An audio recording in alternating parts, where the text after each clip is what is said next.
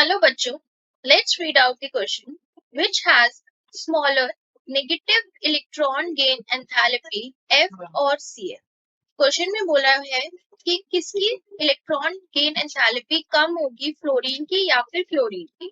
So first of all we will talk about its key concept. इसमें जो हम की कॉन्सेप्ट यूज करेंगे वो है कि नेगेटिव इलेक्ट्रॉन गेन एंथैल्पी क्या होती है. The negative electron gain enthalpy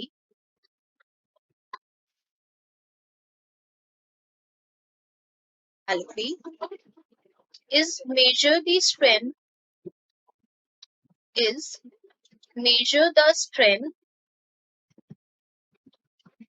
with which an extra electron with which an extra electron is bound and thus energy is released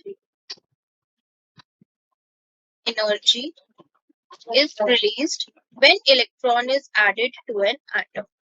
When electron is added to an atom. तो basically क्या होती है हमारी negative electron gain enthalpy. ये हमारी strength को major करता है कि कितने एक्स्ट्रा इलेक्ट्रॉन जो है वो हमारे एक पर्टिकुलर एलिमेंट या एटम के साथ बाउंड कर सकता है. बाउंड करने के बाद वो एनर्जी को रिलीज करता है. तो एटम जो है, जब इलेक्ट्रॉन हमारे एटम के अंदर ऐड हो रहा है या नहीं हो रहा, कितनी उसकी मतलब स्ट्रेंथ है, वो चीज बताता है हमारा इलेक्ट्रॉन गेन एंथैल्पी. सो हमारे पास दो दे रखे हैं elements, that is first one is fluorine, another one is chlorine. And ये दोनों ही आपके कौन से ग्रुप के एलिमेंट्स हैं? 17th ग्रुप के एलिमेंट्स हैं, दैट इज हेलोजन फैमिली है ये हमारी. फ्लोरीन का एटॉमिक नंबर 9, क्लोरीन का 17. अब बात करते हैं हमारे इलेक्ट्रॉन गेन एंथैल्पी के बारे में कि हम इन्हें कैसे बताएंगे कि किसकी इलेक्ट्रॉन गेन एंथैल्पी कम है. तो आप देखिए, जो हमारा फ्लोरीन होता है उसका साइज कितना होता है? स्मॉल होता है. और क्लोरीन का साइज बड़ा होता है. फैक्टर स्मॉल इन साइज, इनका साइज कैसा है? स्मॉल है. इसका लार्ज साइज होता है as compared to fluorine.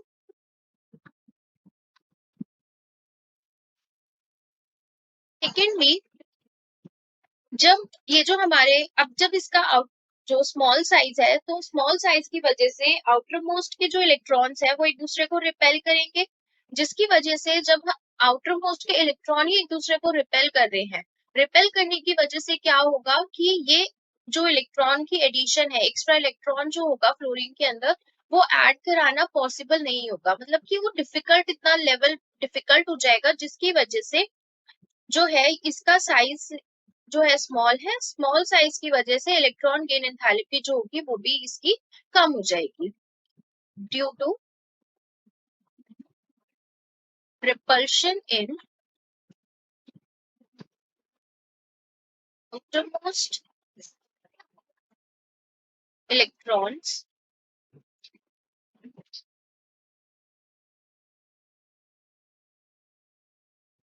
the addition of extra electron is difficult.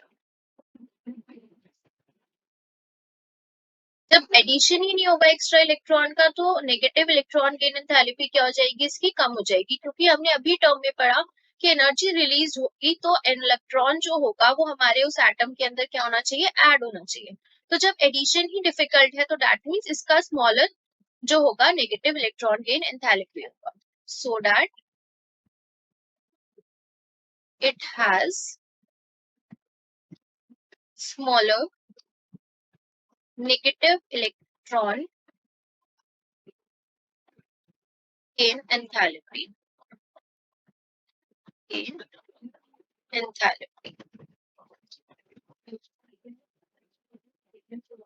अगर मैं क्लोरीन की बात करूं, क्योंकि क्लोरीन का तो हमें पता लग गया कि इसका स्मॉल होगा, लेकिन क्लोरीन का क्यों नहीं होगा स्मॉल? क्योंकि इसके अंदर न्यूक्लियर चार्ज जो होता है वो ज्यादा होता है। जब न्यूक्लियर चार्ज ज्यादा है तो ये इलेक्ट्रॉन को एक्सेप्ट कर सकता है। It has large nuclear charge,